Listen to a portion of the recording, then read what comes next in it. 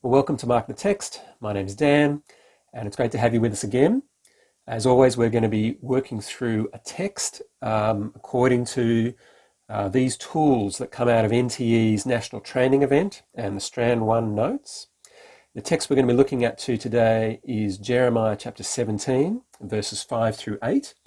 And if you want more information about these tools and what they mean and how you use them, the link top right of your screen will take you to another video where I explain each tool in a little bit of depth.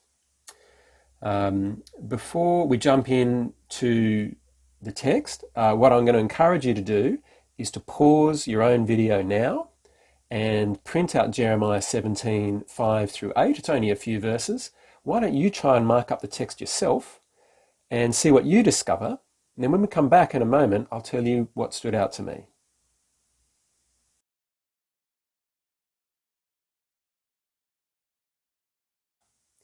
Welcome back.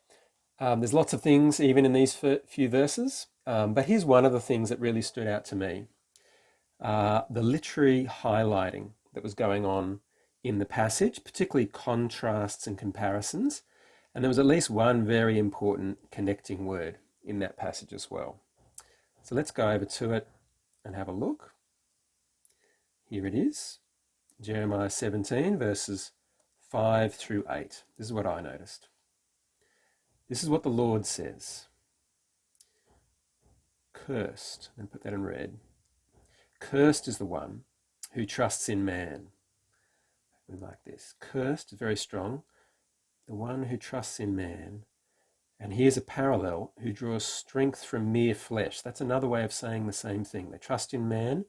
They draw strength from mere flesh. And contrast, they're those who turn away from the Lord. They're not trusting in the Lord, they're trusting in human beings. And then we hear, I'm going to mark this in brown because it's kind of about plants, bushes, that person will be like a bush in the wastelands.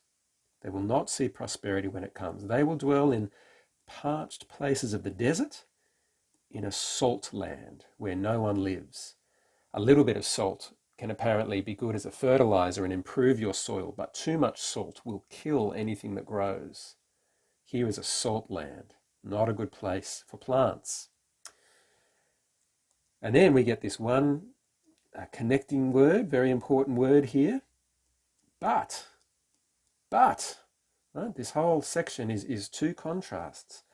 And here's the other side of the coin. But instead of cursed, blessed is the one who trusts in the Lord. Right? The one who trusts in the Lord. Here we have the one who trusts in man, but now the one who trusts in the Lord, whose confidence is in him. That's again a parallel, another way of saying the same thing. They trust in the Lord, their confidence is in the Lord. And then listen to this. Again, we have a tree, not a bush in the wasteland, but a tree planted by the water that sends out its roots by the stream. It does not fear when the heat comes. Its leaves are always green. It has no worries in a year of drought and never fails to bear fruit. There's a bit more detail and emphasis given here to this plant because, of course, this is the plant we're supposed to be. And so I'm sure you can see the contrast going on here. The but makes us think that there might be some contrast going on anyway. And we have cursed compared to blessed. Trusting in man versus trusting in the Lord. The bush and the wasteland compared to this tree by the stream. So it's very it's about plants. It's about agriculture, isn't it? And there's this picture of a tree or a bush. And on the one hand, it's in the desert. I'll draw the yellow sand of the desert.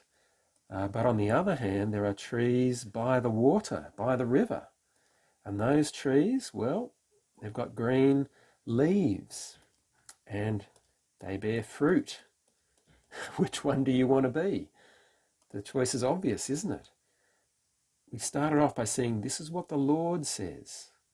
Right? So this is emphasized for us. He wants us to hear. This is what he's saying. This is truthful. We ought to take note.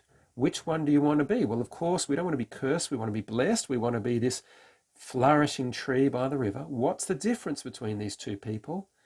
It's where they put their trust. You put your trust in humans, yourself, your parents, your relatives, your government.